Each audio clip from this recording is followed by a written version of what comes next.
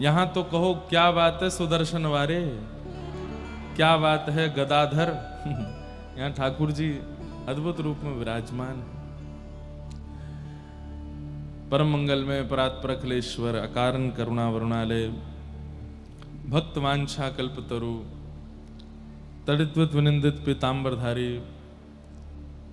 श्री बालकृष्ण प्रभु की, महाप्रभु जगन्नाथ की अनंत कृपा से हम आप सब लोग श्री नीलाचल धाम श्री क्षेत्र जगन्नाथपुरी में ऐसे पावन अवसर पर आ पाए हैं। ये हमारी सामर्थ्य नहीं है, ये महाप्रभु जगन्नाथ की कृपा है। ये ज्येष्ठ पूर्णिमा का पावन दिन, महाप्रभु जगन्नाथ जी का पावन जन्मोत्सव, इस उपलक्ष्य में पुरी धाम में आना, रथ यात्रा के अवसर पर पुरी धाम में आना, ये व्यक्ति विशेष की सामर्थ्य से परे की बात है। ये तो महाप्रभु जगन्नाथ की कृपा है कि हम यहां आ पाए हैं। केवल दर्शन को आते, महाप्रसाद पाने को आते तो भी हम अपनी सामर्थ्य मान लेते, लेकिन 4 दिन तक यहीं रहना, खाना पीना सोना और उससे भी विशेष कथा का श्रवण लाभ करना, कथा कहने का अवसर प्राप्त होना,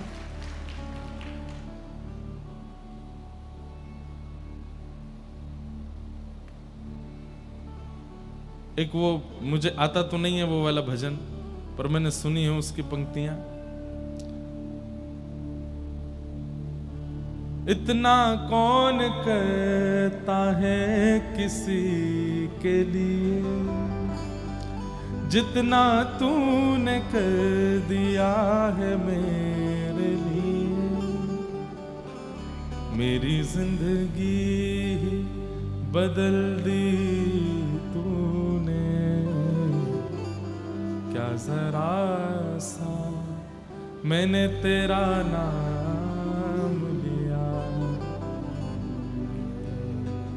मूल लाइन क्या है इसकी?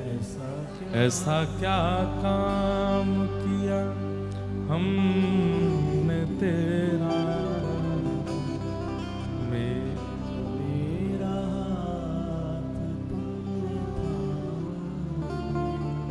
शब्द तो ब्रह्म है, कीर्तन में हो, भजन में हो, संगीत में हो, हमारी बात उन तक पहुंचनी चाहिए। पता नहीं हमने ऐसा कुछ अद्भुत तो हम करते नहीं हैं, लेकिन फिर भी महाप्रभु जगन्नाथ जी की इतनी कृपा, महाप्रसाद पाने को मिल रहा है, श्री क्षेत्र में रहने को मिल रहा है, कथा श्रवण को मिल रही है, महाप्रभु जगन्नाथ जी का दर्शन मिल रहा है, और उसमें भी विशेष साल भर में 2 बार महाप्रभु जी अपने मंदिर, श्री मंदिर से बाहर आते हैं।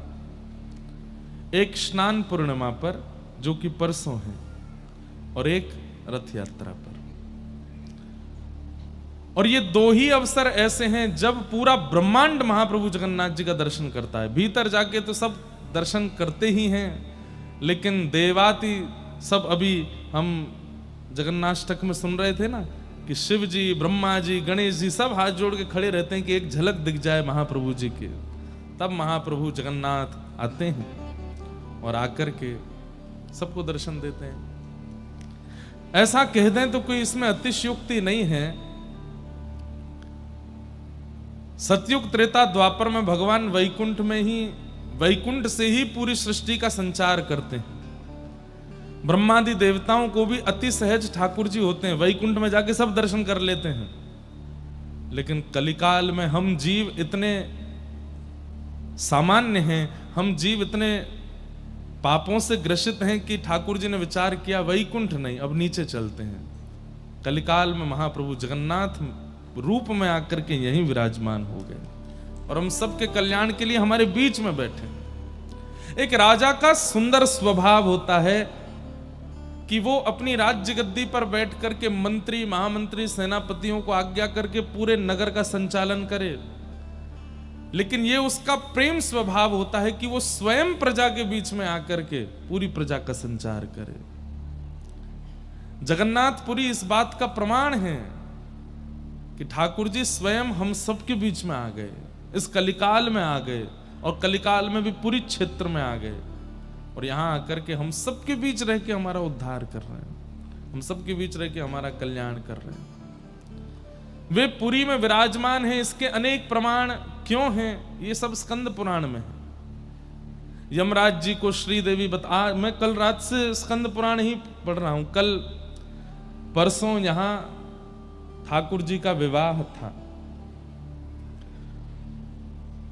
रुक्मणी हरण लीला हुई थी कल और परसों।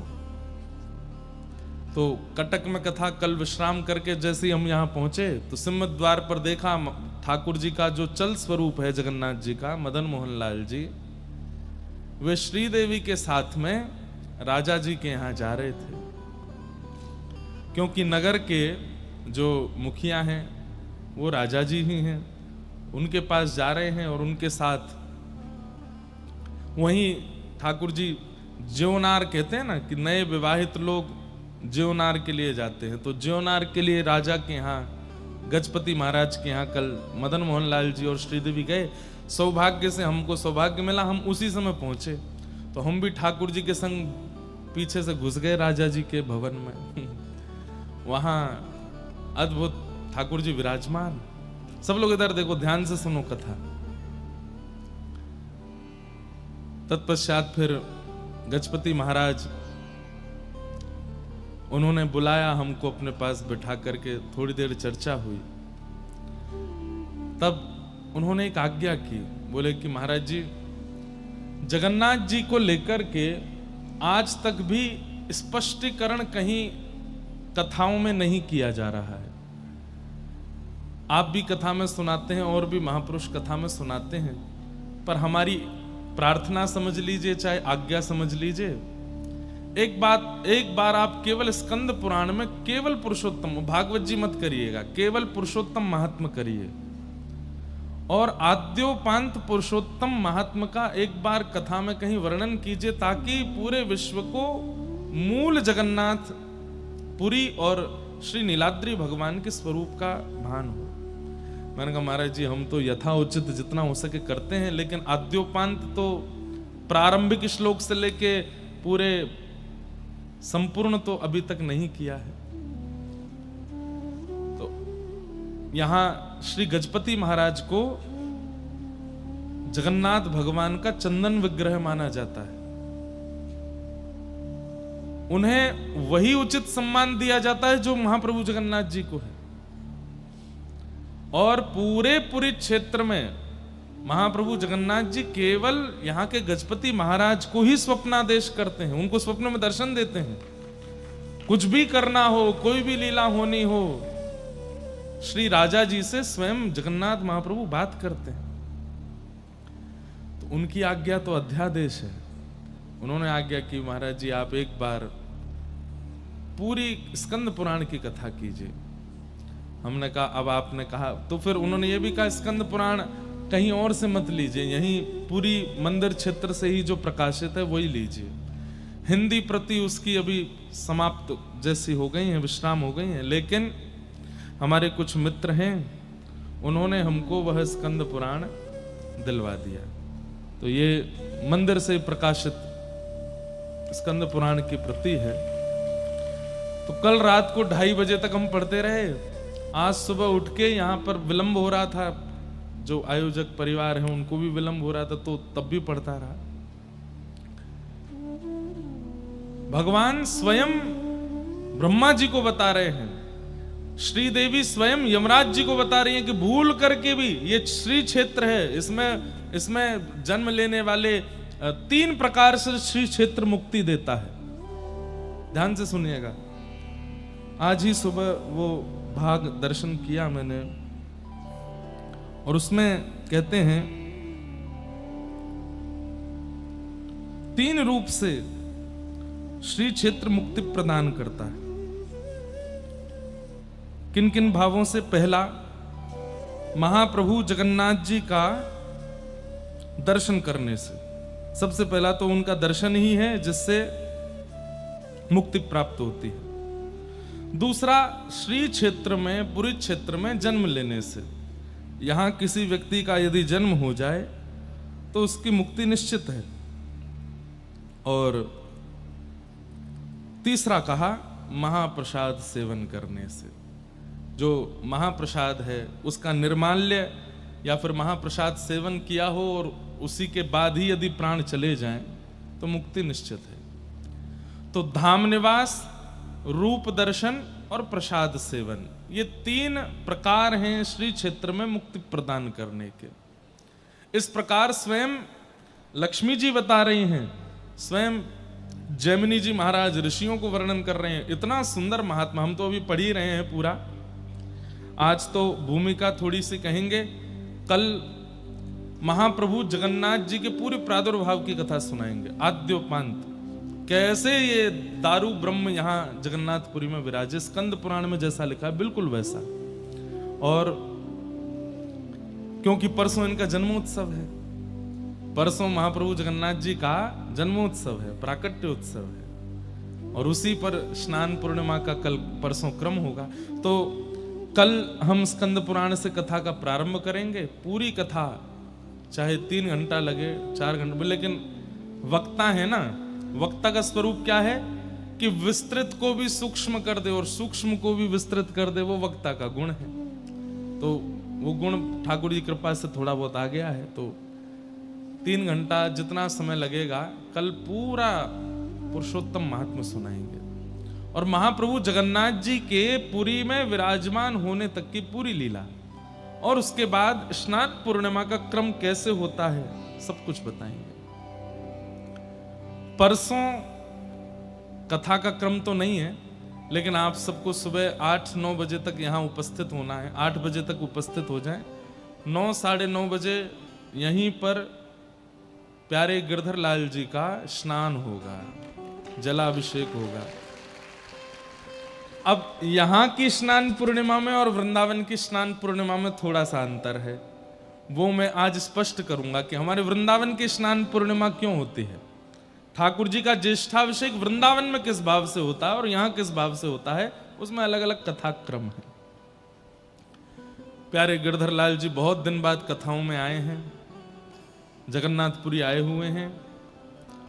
यहीं आप जिस रिजॉर्ट में आए, इसी रिजॉर्ट में ही लाल जी विराज रहे हैं। उनके दर्शन का भी एक समय निश्चित है, कथा से पहले और कथा के बाद आप सब दर्शन कर सकते हैं। बाकी परसों लाल जी यहाँ मंच पर विराजेंगे और उनका सुंदर जलाभिषेक होगा।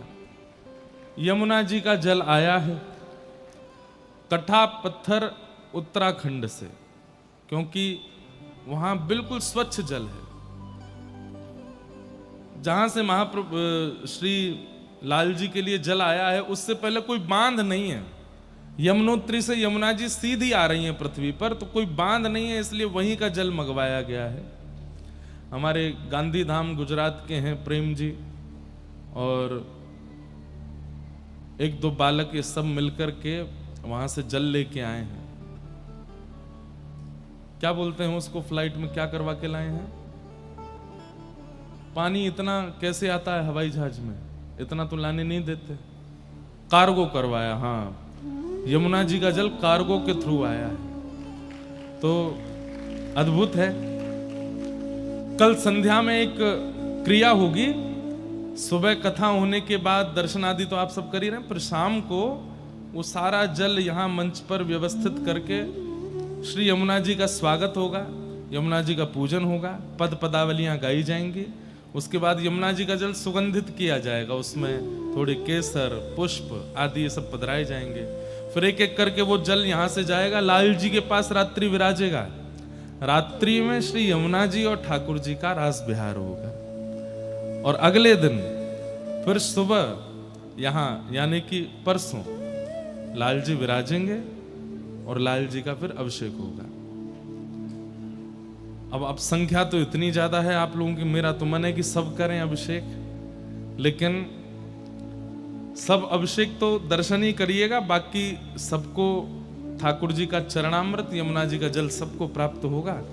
कुछ गिने चुने हमारे सब वैष्णव जन जो जनेऊ धारण किए होंगे, धोती पहनेंगे, शिखा धारण किए होंगे, वे लोग मंच पर आएंगे। हमारे पुरी के भी कई पंडा पुजारी जो उस समय व्यस्त नहीं होंगे, क्योंकि उस दिन तो सब व्यस्त रहते हैं, महाप्रभु जी का है उत्सव। सब आकर के यहाँ अभिषेक करेंगे ठाकुर जी का। अभिषेक करने के बाद फिर 15 मिनट में ठाकुर जी का श्रृंगार होगा, और श्रृंगार होने के बाद फिर ठाकुर जी की आरती होगी। भोग आरती करने के बाद हम सब भागेंगे फिर यहाँ से, कहाँ? मंदिर के पास। पहले तो मैंने सोचा एक कोई जगह पर सब हम हो लें, लेकिन बहुत दिक्कत हो जाएगी, भीड़ बहुत ज्यादा है। अपना ध्यान रख करके अभी से ही ढूंढ लो जगह कहाँ उस दिन दर्शन करना है, क्योंकि सिंह द्वार के ऊपर ही वहां स्नान वेदी है जहां महाप्रभु जी बैठेंगे। हमने तो अपनी जगह ढूंढ ली है। हमारे तो ये अच्छा, आप यूं सोचो महाराज जी ऐसा क्यों कर रहे हो, हमको ही बताओ भाई। 2002 में पहली बार पूज्य गुरुदेव भगवान हमको लाए थे जगन्नाथपुरी, 2001 या 2 में। मैं छोटा सा था, 3-4 साल का। उस समय फ्लाइट में बच्चों की टिकट नहीं लगती थी, मैं बिना टिकट के आया था। मुझे याद है एयर इंडिया का हवाई जहाज था, बड़ा बड़ा सा हवाई जहाज होता था। पहली हवाई यात्रा लगभग मेरी शायद तभी थी, पूरी आए थे। और 2002 से अब क्या चल रहा है, 2026, लगभग 25 वर्ष से हम पुरी आ रहे हैं। किस लिए आ रहे हैं? इसीलिए तो कि ऐसे ऐसे लोगों से संबंध बना लें, ताकि जब रथ यात्रा हो, स्नान पूर्णिमा हो, तो हमको जगह मिले बैठने की। 25 वर्ष का इन्वेस्टमेंट है, इसलिए हमको जगह बढ़िया वाली मिलेगी बैठने को, तो बैठ के वहां से दर्शन करेंगे महाप्रभु जी का। और स्कंद पुराण में वर्णन करते हैं, जल अभिषेक करते हुए महाप्रभु जी का जैसे ही व्यक्ति दर्शन करता है, जन्म से लेकर के उस घड़ी तक जितने उसने पाप किए हैं उन सब से वो मुक्त हो जाता है, सारे पाप नष्ट हो जाते हैं। आप कहोगे महाराज जी हम में तो पाप ही नहीं है, ऐसा हो ही नहीं सकता। इस संसार में बहुत सूक्ष्म से सूक्ष्म पाप है जो सबको लगते हैं, मुझे भी लगता है, आपको भी लगता है। जरूरी नहीं कि हमने कोई अनर्थ किया हो, शास्त्र लिखित पाप किया हो तो ही हमारे पाप मुक्त होने चाहिए। हमसे अज्ञात अज्ञात रूप में बहुत पाप होते हैं। महाप्रभु जगन्नाथ जी के उस पावन जलाभिषेक दर्शन करके समस्त पाप नष्ट हो जाते हैं। और कहते हैं जो उस रूप का दर्शन करता रहता है, जलाभिषेक ठाकुर जी का दर्शन करता रहता है, पुनर्जन्म न विद्यते, उसका फिर पुनर्जन्म नहीं होता। महाप्रभु जी उस पर कृपा करके संग ही ले जाते हैं। तो ये अवसर आपके सामर्थ्य से नहीं हुआ, आपके धन से नहीं हुआ, माता पिता पति पत्नी बच्चों की आज्ञा से नहीं हुआ, गुरु कृपा से और भगवत इच्छा से हुआ है। इसलिए इस अवसर को गवाइएगा नहीं। अपना बहुत ध्यान रखिएगा अगले 4 दिन, क्योंकि गर्मी बहुत ज्यादा है। समुद्र के अंदर स्नान करने नहीं जाना है ना। हमारे पिताजी एक ही चीज से डरते हैं हमारे लिए, बोले इसको जल दिखता है तो ये मानव से मछली बन जाता है। पिताजी कहते समुद्र में नहीं जाना है, भीतर नहीं जाना है। लेकिन स्कंद पुराण कहते हैं कि जगन्नाथपुरी में रह करके आपने महाप्रभु जी का दर्शन किया, पुरी क्षेत्र में निवास किया, महाप्रसाद का सेवन किया, और यदि समुद्र महोदधि स्नान नहीं किया तो जो पुण्य आपको पुरी में प्राप्त हुआ पुरी से निकलते यहीं रह जाएगा। इसके लिए आपको एक बार महोदधि स्नान तो करना है। अच्छा, अब इसमें एक बात और, कई कहते हैं बाल्टी लेके जाओ, लोटा लेके जाओ, मग्गा लेके जाओ, जल लेके नहा लो। नहीं, आपका सर्वांगीण अंग उसमें डुबकी लगावे, एक डुबकी तो आपको लगानी है। तो फिर करो क्या, भीतर मत जाइएगा, क्योंकि शीतकाल में समुद्र में रेत इतनी नहीं होती, तो शीतकाल में आप बहुत अंदर तक भी चले जाएंगे तो पानी इतना ही रहता है। लेकिन ग्रीष्म काल में, और कल पूर्णिमा है, तो समुद्र में ज्वार भाटा आता है, जिसके कारण कहीं भी गड्ढा हो जाता है। अब आप 10 कदम चले तो हो सकता है वहां पर 50 फीट गड्ढा हुआ तो डूब जाओगे। इसलिए जहां लहर आ रही है वहां बैठ जाइए और समुद्र नारायण भगवान के आगे हाथ जोड़ के कहिए, नाथ आप ही स्पर्श करके स्नान करा दो, थोड़े भीतर जाके बैठ जाओ, लहरें आकर के आपको जैसे ही पूरे गिरे हो जाओ तुरंत भागे आओ प्रणाम करके। बस ये स्नान एक दिन तो करना है। तो ऐसा सब भाव है। और हमारी अगर प्रार्थना मान सको तो एक समय की प्रसादी तो महाप्रसाद ही पाना है। हम तो 2 समय महाप्रसाद ही पाएंगे, हम बाहर का कुछ नहीं पाते, रसोई भी नहीं बनवाते अपने लिए। लेकिन आप सब लोग यहाँ प्रसाद की व्यवस्था भी होगी, या जो आयोजक आए उनकी भी होगी, या जो भी, मुझे पता नहीं है, लेकिन एक समय का प्रसाद तो आपको महाप्रसाद ही पाना है। आनंद बाजार जाओ, आनंद बाजार कितने लोग पूरी पहली बार आए, हाथ ऊपर करना। हे भगवान, पहली बार आए हो, आपको तो रोना चाहिए बैठ करके कि इतना समय निकाल दिया हमने, इतने दिन, इतने वर्ष के बाद आए हैं पूरी। और क्यों, माधवदास जी जब आए थे, भगवान जगन्नाथ के परम भक्त श्री माधवदास, वे 21 या 22 वर्ष की अवस्था में आए थे पहली बार। 4 दिन तक रोते ही रहे। क्यों? कि मैंने 21 वर्ष लगा दिए महाप्रभु जी को देखने में, 21 वर्ष का समय लग गया। यहां तो भैया बहुत पहले ही आ जा। हमारे पिताजी, गुरु माँ, गुरुदेव ने बड़ी कृपा की, जब होश भी नहीं था तब ले आए थे हमको पूरी। तब से ही महाप्रभु जगन्नाथ जी से जोड़ दिया।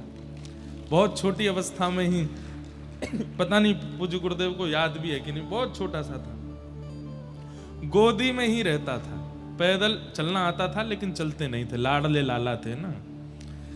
तो उस समय पर पूरी आए थे और आज तक वो स्मृतियां हैं। मेरी सीट नहीं थी हवाई जहाज में, खड़े होके आया था माता जी के आगे ऐसे खड़े होके आया था, छोटा सा। एक दिल्ली की पूज्य गुरुदेव की एक शिष्या हैं, बहुत उम्र तो काफी नहीं, वो तो भगवत धाम ही पधार गई अभी, तो वो भी थी हमारे साथ। तो तब से महाप्रभु जी के पास आ रहे हैं, इसलिए खूब आनंद कीजिए, लेकिन अपना बहुत ध्यान रखिएगा। बहुत भाग दौड़ या कहीं भीड़ भाड़ वाले क्षेत्र में धीरे से थोड़ा ध्यान रख के जाइएगा, क्योंकि आप कथा सुनने आए तो कहीं ना कहीं हमारी जिम्मेवारी है आपकी सुरक्षा। समुद्र में बहुत भीतर मत जाइएगा, दोपहर में बहुत गर्मी में मत घूमिएगा, निकलो तो छतरी लेके जाना, हाइड्रेट रहना, पानी लेके चलना साथ में, क्योंकि यहाँ पसीना बहुत आता है तो पानी बहुत जल्दी खत्म होता है। आप सब अपना बहुत बहुत ध्यान रखिएगा। खूब प्रेम से हम लोग कथा का लाभ लेंगे, मधुर मधुर लीलाएं ठाकुर जी की सुनेंगे। कुछ प्रश्न मेरे पास आज आए हैं, इनका मैं थोड़ा यथाउचित उत्तर दे दूं। और देखिए कितना सुंदर दर्शन, एक बार बलैया लो इनके। ये स्नान पूर्णिमा वाले दिन का ही दर्शन है। अभी कल तक कटक में कथा थी, वहां भी महाप्रभु जगन्नाथ जी का नित्य दर्शन। हमारे इतने बढ़िया मित्र हैं सब जगन्नाथपुरी के, ऐसा हमको अनुभव करा देते हैं जगन्नाथ जी का कि हम क्या कहें। तो कल तक कटक में कथा थी, वहां भी जगन्नाथ जी विराज रहे थे, रोज नया दर्शन होता था। किसी दिन अवकाश दर्शन होता, किसी दिन ठाकुर जी का स्वर्ण भेष, सोना भेष हुआ, ऐसे सुंदर सुंदर दर्शन हुए। ये ठाकुर जी के स्नान वेदी का दर्शन है। महाप्रभु जगन्नाथ जी जब स्नान वेदी पर विराजमान होते हैं तो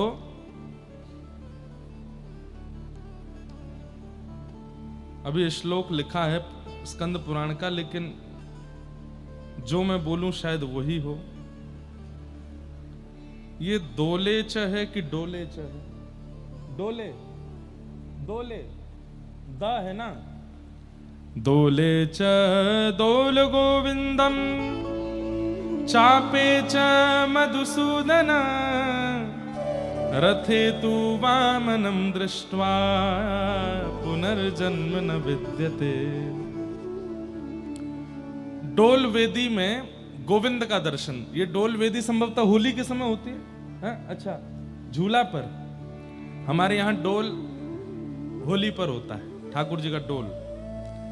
तो झूला पर विराजमान गोविंद का दर्शन करना, नौका विहार करते हुए मधुसूदन का दर्शन करना, रथ के ऊपर विराजमान महाप्रभु जगन्नाथ का दर्शन करना, महाप्रभु वामन के रूप में दर्शन करें, इन दर्शनों को करने से पुनर्जन्म नहीं होता है। ऐसे ठाकुर जी के दर्शनों की विधा। ये अभी दिख रहे हैं टीवी उस पर स्क्रीन पे, ये डोले च गोविंद, मतलब डोल यानी कि झूला पे विराजमान गोविंद का दर्शन। नौका विहार करते हुए मधुसूदन, यहाँ पर सुंदर ठाकुर जी का नौका विहार होता है।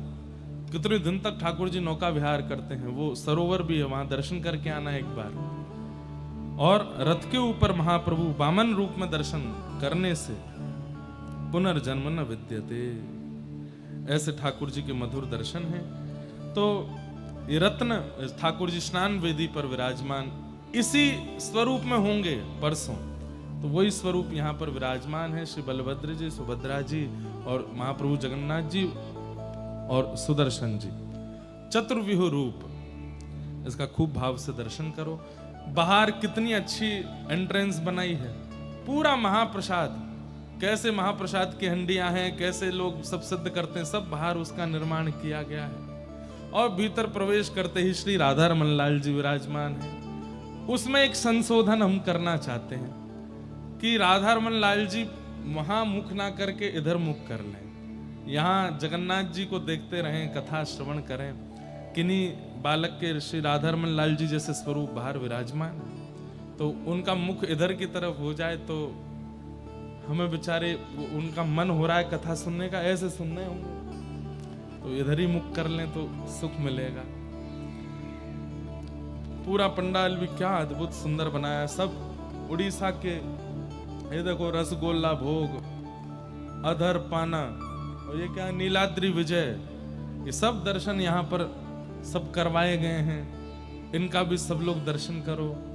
आज क्या सुंदर नृत्य यहाँ पर ठाकुर जी का, जो उड़ीसी नृत्य है, जो यहाँ का प्रसिद्ध है, उसका सब बालकों ने किया था नृत्य।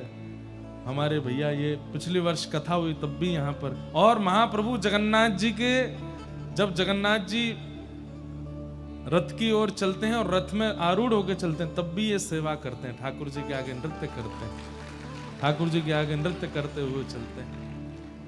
इतना सुख ठाकुर जी को देते हैं। आपको बहुत बहुत प्रणाम। बस ऐसे ही आप सेवा, कल भी जब श्री रुक्मणी जी को लेकर के ठाकुर जी, तब भी आपका नृत्य वहां चल रहा था, तब भी मैं पहुंचा था। बहुत बहुत आपको धन्यवाद, सब बालकों को बहुत बहुत। ऐसे ही सब ठाकुर जी की सेवा करें। हमारे भी एक दो रामानुजदासी दास शिष्य हैं यहीं के, उड़ीसा के, पुरी के, कटक के, वो भी उड़ीसी नृत्य करते हैं। अगर आएंगे यहाँ पे तो उनसे भी करवाएंगे। महाप्रभु जी को बहुत प्रिय लगता है। क्यों क्यों प्रिय लगता है? 4 युग हैं, सतयुग, त्रेता, द्वापर, कलयुग। सतयुग के भगवान बद्री विशाल नर नारायण भगवान, मूर्ति मैया के गर्भ से प्रकट हुए नर नारायण भगवान। क्यों प्रकट हुए थे? एक सहस्त्र कवच नाम का राक्षस था, उसका वध करने के लिए हुए। सहस्त्र कवच ने तपस्या करके ब्रह्मा जी से कहा कि मुझे अमर बना दो। ये सबरे अमर ही बनना। अच्छा, एक बात तो निश्चित हुई, कथा कहते कहते मन में आया, मरने से जो डरे वो राक्षस है, मृत्यु से डरिए मत। देख लो आप उठा करके, रावण डरता था, कंस डरता था, किसी से नहीं डरते थे ये, बस मरने से, इनको मरना नहीं है। ऐसे ही संसार में भी जो मृत्यु से डर रहा है, मृत्यु से भयभीत है, वो कहीं राक्षस तो नहीं है। मृत्यु से डरिए मत, प्रतीक्षा कीजिए बस। हाँ, मृत्यु के अंतिम समय दंड पानी यमराज ना आमे, वंशीधारी मदन मोहन आमे, इसके लिए भजन करो, क्योंकि मृत्यु द्वार है ठाकुर जी की प्राप्ति का, उससे भयभीत मत होइए। तो सहस्त्र कवच बहुत भयभीत रहता था। उसने ब्रह्मा जी की तपस्या करके कहा मुझे अमर बना दो। ब्रह्मा जी बोले अमर का वरदान नहीं देते हम। तो उसने कहा तो फिर जैसे हिरण्यकश्यप ने बहुत वरदान मांगे, ऐसे ही सहस्त्र कवच ने मांगा कि आप एक काम कर दीजिए। फिर बोले क्या? मुझे 1000 कवच दीजिए, और उस कवच की योग्यता कैसी हो? एक कवच वही काट सके जो 1000 वर्ष तपस्या करेगा। ध्यान से सुनिएगा, 1000 वर्ष तपस्या करने के बाद कोई वो व्यक्ति मेरा एक कवच काटे, और एक कवच को काटने में भी 1000 वर्ष का समय लगे, और तीसरा वरदान दे दीजिए कि कवच कटते ही काटने वाला मर जाए। ब्रह्मा जी बोले तथास्तु। तो सहस्त्र कवच हंसने लगा हिरण्यकश्यप की तरह, वाह ये असंभव जैसा है। मैंने 1000 कवच मांगे हैं, एक कवच 1000 वर्ष की तपस्या के बाद कटेगा और उसको काटने में भी 1000 वर्ष लगेंगे, और मैं 1000 कवच हो गया मैं तो अमर। ब्रह्मा जी बोले समय बताएगा। ब्रह्मा जी तो वरदान दे देते हैं, महादेव तो वरदान दे देते हैं, फिर उन वरदानों को सिद्ध करने आना इनको पड़ता है। लेकिन एक बात कहूं, कई बार शिष्यगण बालक जन जानबूझ के ऐसी क्रिया करते हैं ताकि हमारे गुरुदेव या हमारे माता पिता कोई लीला करें तो हमको देख के सुख मिले। तो ब्रह्मा जी जानबूझ के वरदान देते हैं। ठाकुर जी बोले ऐसा वरदान देते क्यों हो? बोले नाथ इसी बहाने आपका कोई अवतार होगा, हमको दर्शन मिल जाएगा। सहस्त्र कवच को दे दिया। तब भगवान नर नारायण के रूप में मूर्ति मैया के यहां प्रकट हुए और वे दोनों गए बद्रिक आश्रम, और वहां एक तपस्या करता है और एक युद्ध करता है।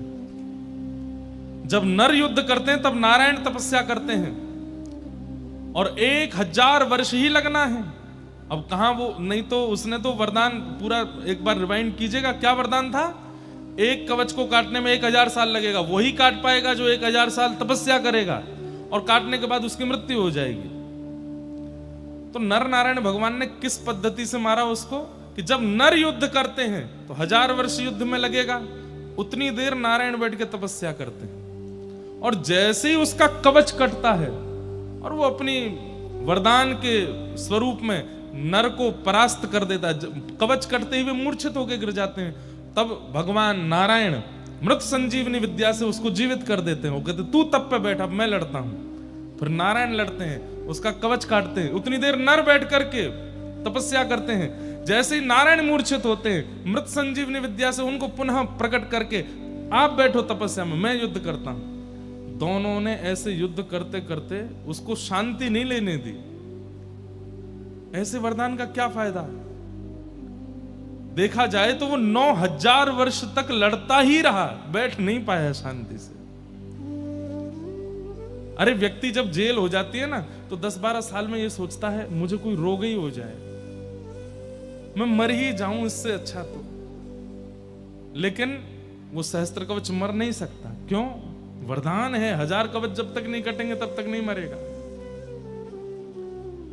वरदान उल्टा पड़ गया उसके ऊपर, 9000 वर्ष तक युद्ध करता रहा और नर नारायण उसको बैठने ही नहीं देते, श्वास, बल्कि नर नारायण आराम करते हैं। 1000 वर्ष युद्ध करने के बाद 1000 वर्ष तपस्या करते हैं, बैठ के सुख लेते हैं।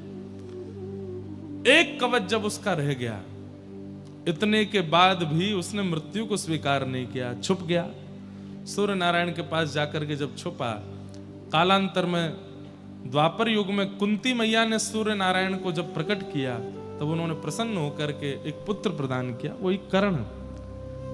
एक कवच रह गया था, उसको अर्जुन ने, नर की बारी थी मारने की, तो नर के रूप में अर्जुन आए और नारायण के रूप में कृष्ण आए और उसका वध किया। तो वही नर नारायण सतयुग के भगवान बद्र विशाल।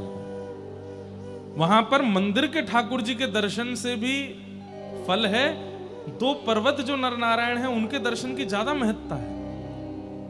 नर नारायण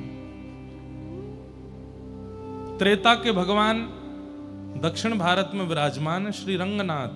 अब मुझसे किसी ने प्रश्न किया था मुक्तिनाथ में, बोले महाराज जी उत्तर में नारायण, पश्चिम में नारायण, पूर्व में नारायण, फिर दक्षिण में शिव क्यों? क्योंकि रामेश्वरम को दक्षिण का धाम मानते हैं। बात ऐसी है कि चारों दिशाओं में 4-4 धाम हैं, नारायण और शिव दोनों के। जैसे उत्तर में बद्र विशाल है और शिव का धाम केदारनाथ है, पश्चिम में नारायण का धाम द्वारिका है और शिव का धाम सोमनाथ, या फिर कहो वहीं द्वारिका में ही है एक शिव जी का स्वरूप है, दारुका बने, क्या नाम है, नागेश्वर। तो शिव का धाम पश्चिम में, पूर्व में जगन्नाथ जी नारायण का धाम और लिंगराज भुवनेश्वर के ये शिव धाम। ऐसे ही दक्षिण में श्री रंगनाथ ये नारायण का धाम है और शिव धाम रामेश्वरम है।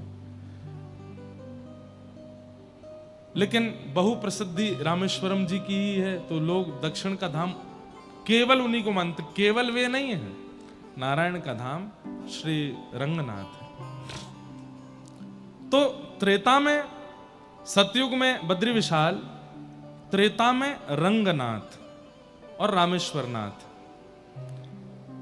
द्वापर में द्वारिकानाथ और नागेश्वर, और कलयुग में श्री जगन्नाथ धाम।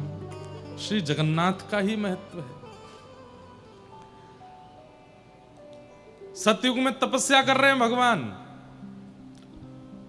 पूरे सतयुग तपस्या करने के बाद त्रेता में पौड़े हैं, आराम कर रहे हैं, लेटे हैं शेषनाग पर। द्वापर में उठ के खड़े हुए तो थोड़ा काम वाम देख रहे हैं, राजाधिराज महाराज द्वारिकाधीश शासन कर रहे हैं। और कलयुग में महाप्रसाद, केवल प्रसाद ही पा रहे हैं, सुबह से शाम तक केवल पाते ही रहते हैं। जगन्नाथपुरी प्रसिद्धि है, इतना बड़ी रसोई घर कहीं है ही नहीं, इतनी बड़ी पाकशाला पूरी दुनिया में नहीं है, केवल प्रसाद पाते हैं। इसलिए ये जगतनाथ भी हैं, लेकिन जगन्नाथ भी हैं, पूरे विश्व के अन्न के नाथ भी हैं। जगन्नाथ प्रसाद पाते हैं, और यहां प्रसाद पाना ही सर्वोपरि है। ठाकुर भले विराजे हो उड़ीसा जगन्नाथपुरी में, ओ ठाकुर भले विराजे हो, ठाकुर भले विराजे हो उड़ीसा जगन्नाथपुरी में, ठाकुर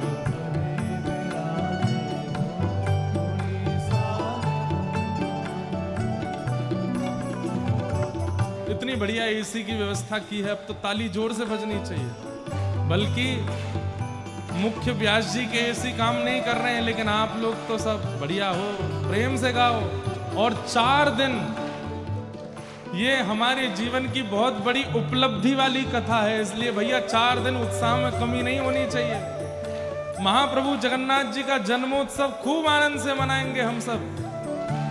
अरे ठाकुर भले विराजे हो उड़ीसा जगन्नाथपुरी में, ठाकुर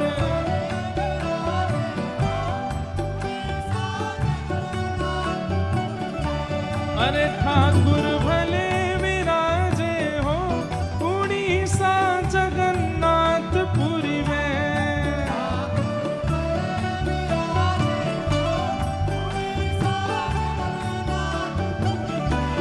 उड़ीसा जगन्नाथपुरी में, उड़ीसा जगन्नाथपुरी में।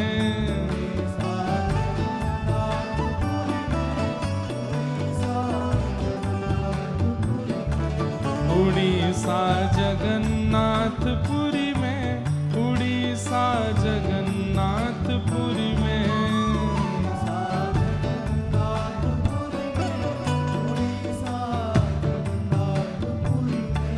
हे ठाकुर, हे ठाकुर, हे ठाकुर भले विराजे हो उड़ीसा जगन्नाथपुरी में,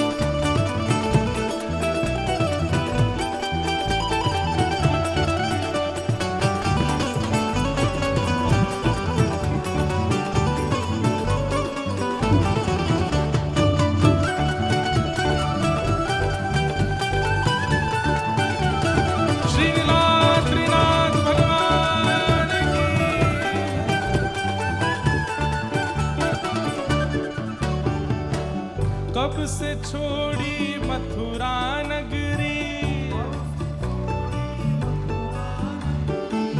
कब से छोड़ी काशी हो,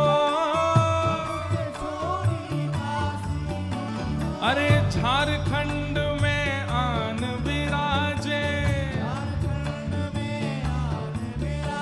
ये क्योंकि जिस काल में कबीरदास जी यहाँ आए उन्हीं का पद है। उस समय यहाँ खूब कांटे, खूब यहाँ आना बड़ा दुर्गम था, इसलिए कह रहे हैं कब से छोड़ी मथुरा नगरी, कब से छोड़ी काशी, झारखंड में आन विराजे। यहाँ वृंदावन के वासी हो, हाँ वृंदावन के वासी। हे ठाकुर, हे ठाकुर, हे ठाकुर भले विराजे हो उड़ीसा जगन्नाथपुरी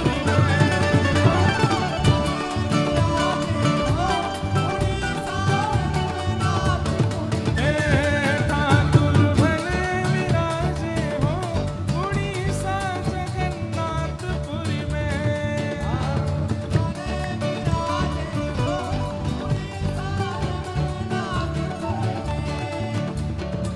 सतयुग छोड़ी मथुरा नगरी, सतयुग छोड़ी मथुरा, अरे द्वापर छोड़ी काशी हो, द्वापर छोड़ी काशी। कलयुग में तो आन विराजे, कलयुग में तो आन विराजे, कलयुग में तो आन विराजे। यहाँ वृंदावन के वासी हो, वृंदावन के वासी, हाँ वृंदावन के वासी हो। हे ठाकुर, ओ ठाकुर, हे ठाकुर भले विराजे हो उड़ीसा जगन्नाथपुरी में।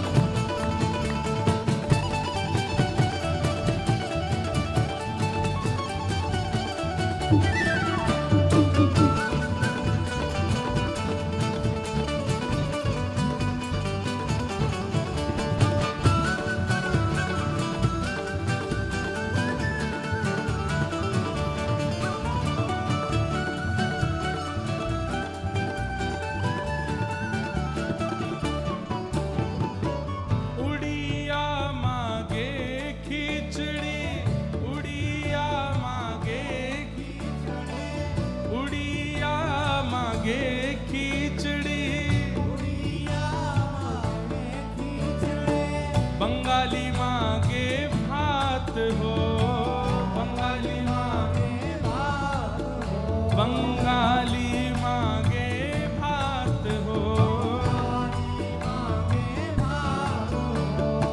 हम तो मांगे दर्शन प्रभु जी, हम तो मांगे दर्शन प्रभु जी, हम तो मांगे दर्शन प्रभु जी।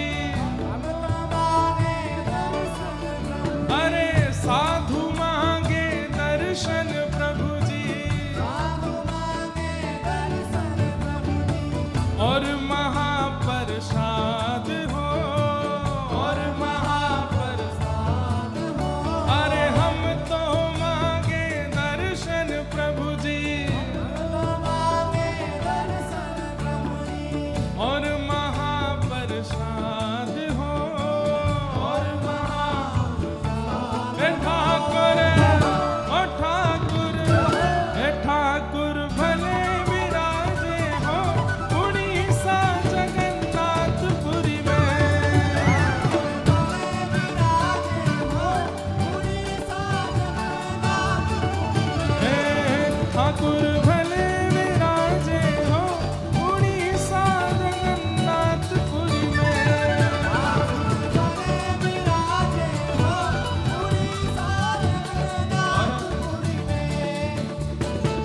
नील चक्र पे ध्वजा विराजे,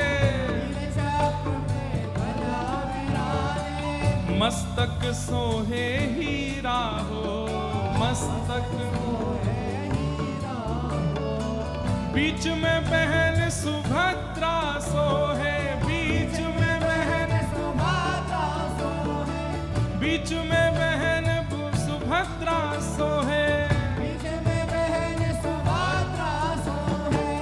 आजू बाजू दो वीरा हो, आजू बाजू दो वीरा हो।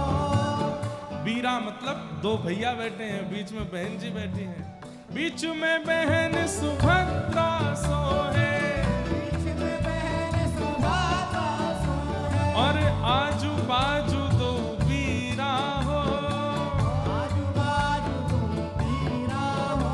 हाँ आजू बाजू दो वीरा हो, आजू बाजू दो वीरा हो, आजू बाजू दो वीरा हो। ठाकुर हो ठाकुर, ए ठाकुर भले विराजे हो उड़ीसा जगन्नाथपुरी में।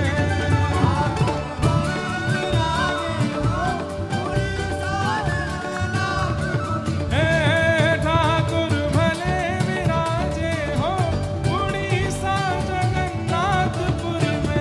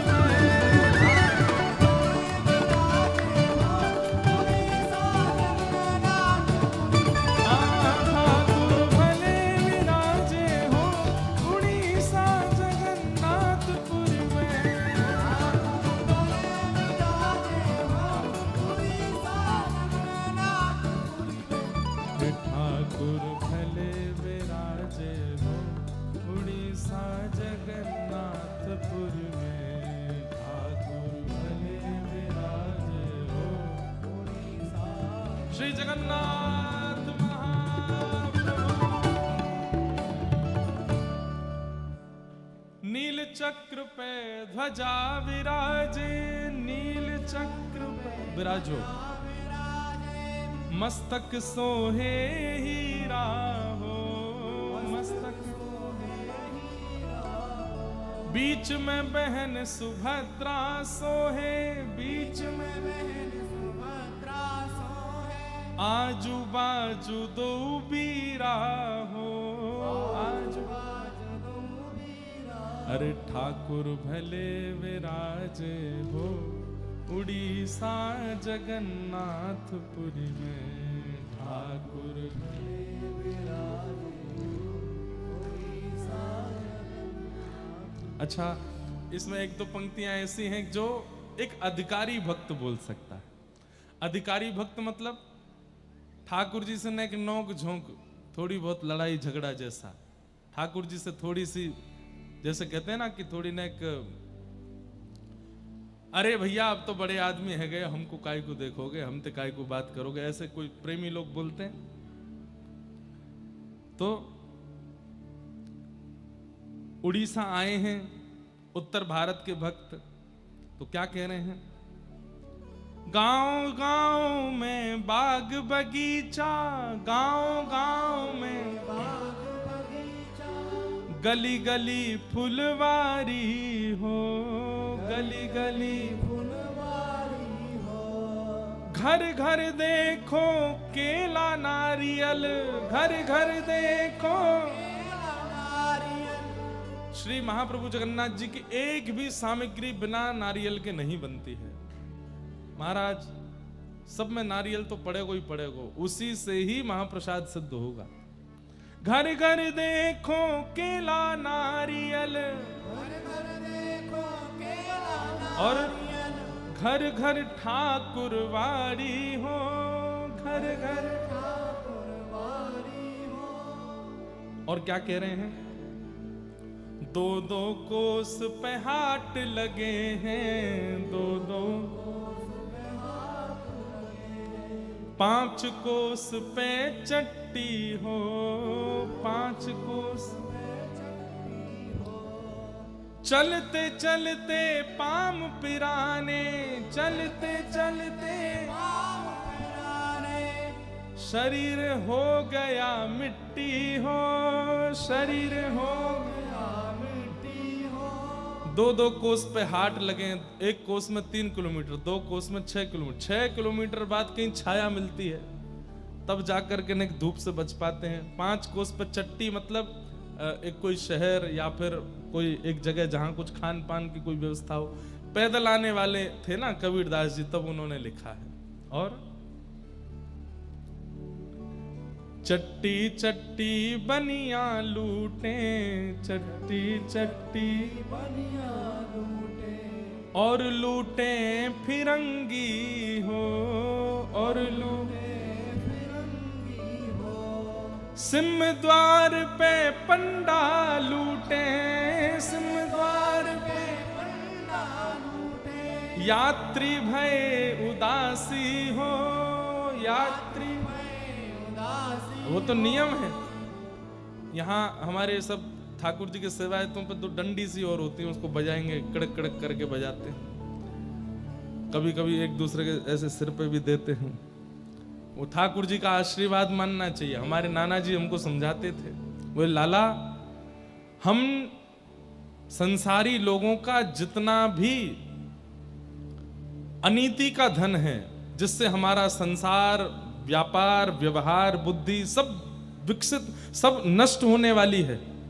जब हम धाम आते हैं तो ठाकुर जी वो सारा धन निकलवा लेते हैं। कोई अगर कंजूसी करता है तो उसका कुछ ना कुछ धन वो कहीं ना कहीं लग ही जाता है। इसलिए धाम में जितना धन जहां जहां लग रहा हो लगा देना चाहिए। कई लोग वीडियो बना देते हैं, हमसे इतना पैसा मांग लिया, पंडा जी ऐसा कह रहे हैं, पुजारी जी ऐसा कह रहे हैं। ठीक है, अपना बुद्धि विवेक रखो, लेकिन आपको स्वयं ही, हम वैसे कोई वैसी बात नहीं है लेकिन बता सकते हैं, बोल सकते हैं। जितनी क्षमता है, क्षमता 10 की गड्डी रखने की है, क्षमता 100 की गड्डी रखने की है, 500 की गड्डी, एक गड्डी रख के चलो, उसको बांटते ही चलो, जो दिखे उसको देते ही चलो।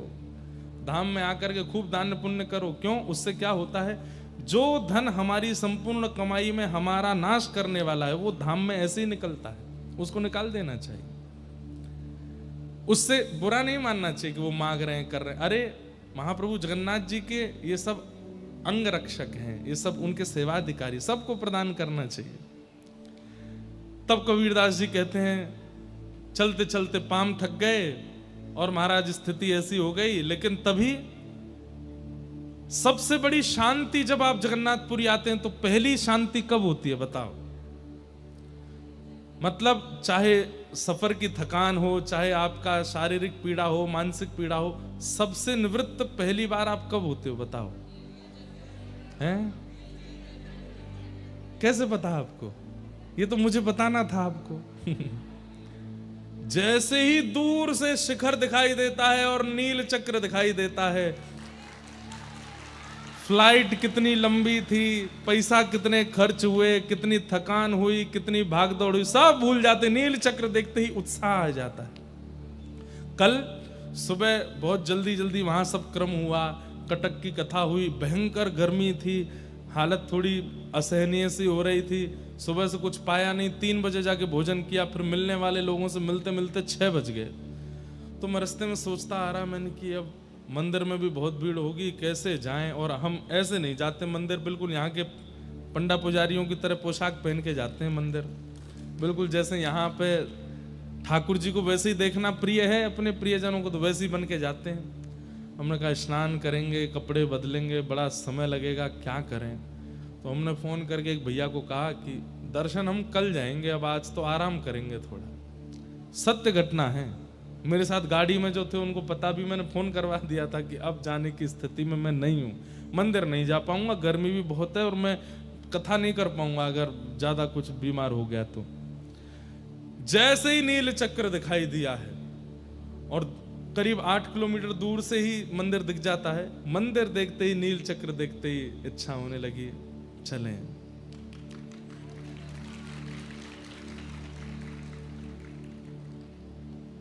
कल कटक में हम एक पंक्ति गा के आए थे, थका मन चल चका नयन देखी वह। यहां उड़िया वैष्णव कितने, हाथ ऊपर करना, आप सबको तो याद ही होगा, हैं? थका मन चला चका नयन देखी वह, कितना अच्छा भाव है।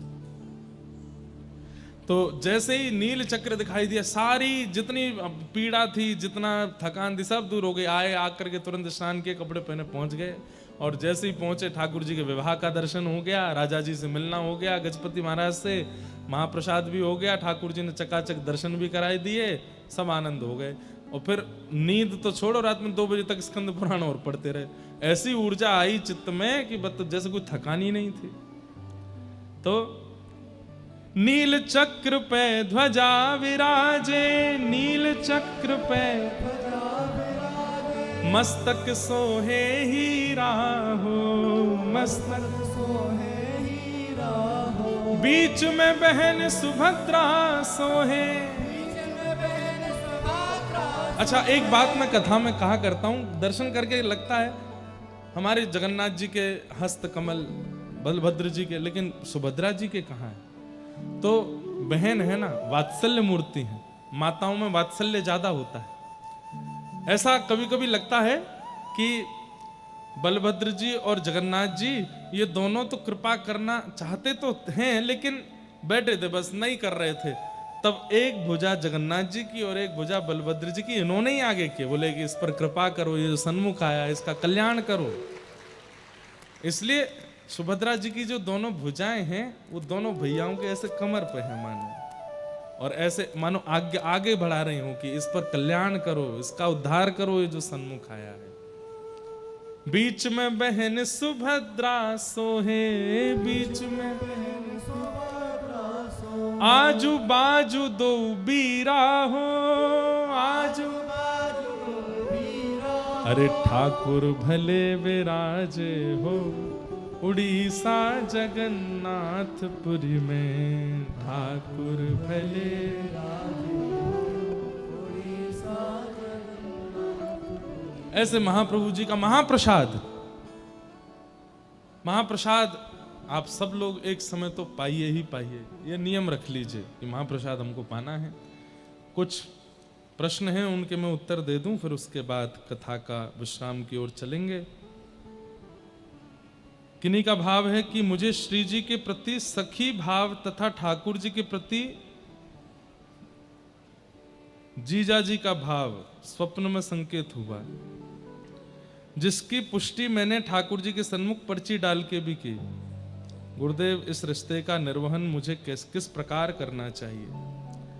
बहुत ध्यान से सुने, जिनका भी ये भाव है, गुप्त रूप से आपके संग खड़े होने वाले व्यक्ति को भी ना पता हो कि आप इस भाव में ठाकुर जी, और केवल यही नहीं, कोई भी संसार का संबंध ठाकुर जी से अब कलिकाल की भयावह स्थिति को देखते हुए, आज्ञा करते हुए हम कह रहे हैं, गुप्त रखिए अपने भावों को। ठाकुर जी को जीजा जी ही मानिए, श्री जी को बहन ही मानिए, वो पुष्टि भी कर चुके हैं इस बात की, लेकिन इसका प्रकाशन मत कीजिए किसी के भी सामने। अपने अंतस्थ में और अपने हृदय में ही केवल इसका प्रकाशन करो, और किसी को बताइए भी मत कि हम ठाकुर जी को इस भाव से देखते हैं। इस भाव का निर्वहन आपको गुप्त रूप से करना है और गुप्त रूप से इसको निभाते चलो, इसका निर्वहन करते चलो। आप कहोगे महाराज जी कैसे संभव है? अरे भैया संसार, हम कलयुगी जीव हैं, हम बहुत खतरनाक हैं, हमसे सब संभव है। 6-6, 7-7 वर्ष तक आजकल के युवाओं के बिना बताए संबंध चलते रहते हैं, किसी को पता भी नहीं चलती। फिर 7 वर्ष बाद माता जी इससे ब्याह करा दो हमारा। कहने की बात है, मतलब जब संसार की बात आती है तो हम सब निभा लेते हैं, ठाकुर जी की बात आती है तो फिर ये प्रश्न क्यों आता है कि कैसे निभाए? गुप्त रूप से उसको भी निभाओ, किसी को पता मत चलने दो, छुपाओ सबसे, बस अंतर्निष्ठ हो जाओ। इसको अंतर्निष्ठ भक्ति कहते हैं। आपका जो भाव ठाकुर जी के प्रति है उसका प्रचार मत करो, गुप्त रखो। प्रचार करने से वो भाव घटेगा। और इसका एक और बात बताऊं, आप ठाकुर जी को जीजा जी मानते हो जिन्होंने ये कहा, पर दुनिया को ये नहीं बताओ, कुछ और बताओ। हम तो भाई मानते हैं इनको, हम तो सखा मानते हैं, या फिर हम इनको गुरु मानते हैं। उनको कुछ और बता के चलो। प्रेम का इस स्वरूप है कि अपना संबंध छुपाया जाए, गुप्त रखा जाए, गोपनीयम। फिर किन्हीं का भाव है, नाम जप की महिमा आपने और वृंदावन के कई संतों ने अपने श्री मुख से बताई है, परंतु मैं द्वय मंत्र का पाठ नाम जप की तरह ही करती हूँ। क्या ये भी नाम जप की ही महिमा से के समान ही है? अब रामानुज परंपरा में मूल मंत्र, द्वय मंत्र, चरम मंत्र 3 मंत्र हैं। द्वय मंत्र 24 घंटे आपके मन में चलते ही रहना चाहिए। उसमें भगवान का नाम ही तो है, तो भगवान नाम तो हो ही रहा है, उसको आप करते रहो, बिल्कुल नाम महिमा के समान है। अब केवल हम ये मान लेते हैं कि कृष्ण कृष्ण जपें, राधा राधा जपें, वही नाम जप नहीं। भगवान नाम कहीं भी है, कोई भी है, किसी भी रूप से उच्चारित हो रहा है, वो नाम है। नाम भाव से उसका उच्चारण करो। किन्हीं का भाव है कि मेरा स्वभाव बिल्कुल अच्छा नहीं है। श्री रघुनाथ जी, श्री जगन्नाथ जी को जिस शुभ गुण प्रिय नहीं, जो सभी गुण प्रिय नहीं लगते, वो सभी गुण मेरे अंदर बसा पड़ा है। अच्छा, मेरे अंदर ईर्ष्या दोष है, अहंकार है, काम क्रोध लोभ मोह सब कुछ भरा पड़ा है और मन की स्थिति बहुत खराब है। कृपया मेरा मार्गदर्शन कीजिए। मैं बहुत चतुर हूं, चालाक हूं। आप कथा में कहते हैं सरल बनो, सही बनो। ये सब गुण मुझ में कैसे आएंगे? कृपया कर मेरा मार्गदर्शन कीजिए। सबसे बड़ी बात, आप स्वीकार कर रहे हैं तो स्वीकार करने से तो आधा गुण कम हो ही जाएगा। जो दुर्गुण है, दुर्गुण बढ़ता कब है? जब उसको स्वीकार ना किया जाए। कोई आपकी गलती बता रहा है, आप स्वीकार मत करो तो क्या होगा? बढ़ता ही चला जाएगा। शरीर में कोई रोग हो गया, फोड़ा फुंसी हो गई, किसी ने टोका, ए भाई इसका इलाज कराओ, नहीं नहीं कुछ नहीं है, ठीक है ठीक है। एक दिन क्या होगा? बढ़ते बढ़ते बढ़ते बढ़ते बढ़ते इतना कि हाथ ही कटवाना पड़ गया। तो जब हम स्वीकार कर लेते हैं, दोष आधा तो तभी सही होने लगता है। आपने आज व्यास मंच से जगन्नाथ जी के सन्मुख स्वीकार किया है कि ये गुण मेरे अंदर हैं, नाथ कृपा करके, अवगुण हैं, ये गुण नहीं है, ये अवगुण मेरे अंदर हैं, तो आधे तो आज से ही ठीक होने लगेंगे।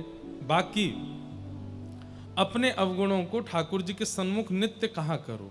और जब जब अवगुण प्रकट हो, जैसे ईर्ष्या का अवगुण प्रकट हो, काम का अवगुण प्रकट हो, किसी में दोष देखने का अवगुण प्रकट हो, आपको पता तो है कि ये अवगुण है, ये दोष है, तुरंत नेत्र बंद करके जो नाम आपको प्रिय ठाकुर जी का लगता है वो गाने लग जाओ।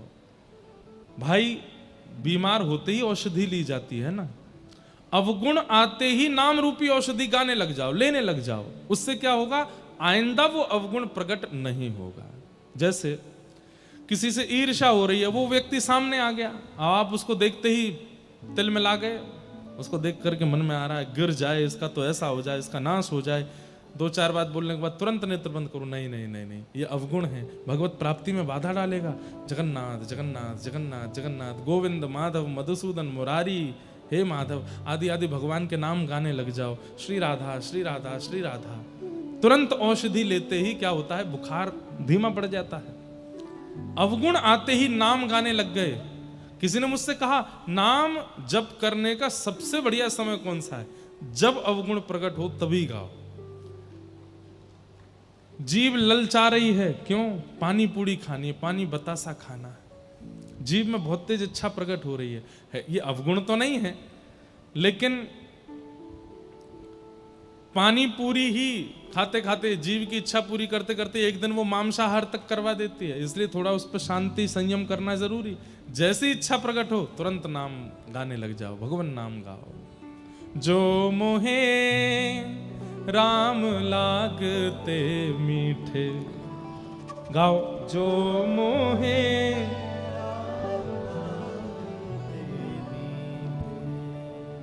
श्री गोस्वामी तुलसीदास जी महाराज ये पंक्तियां गाते हैं विनय पत्रिका में।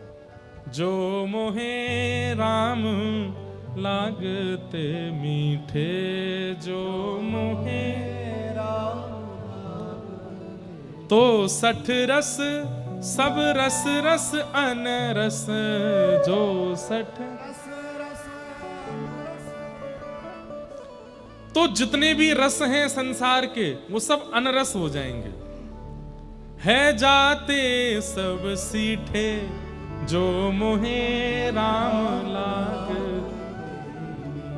जिस दिन राम नाम प्रिय लग जाएगा जीव को, संसार के किसी रस में सुख नहीं आएगा। जिस दिन नेत्रों को ठाकुर जी भा जाएंगे, दर्शन को नैना तपे, वचन सुनन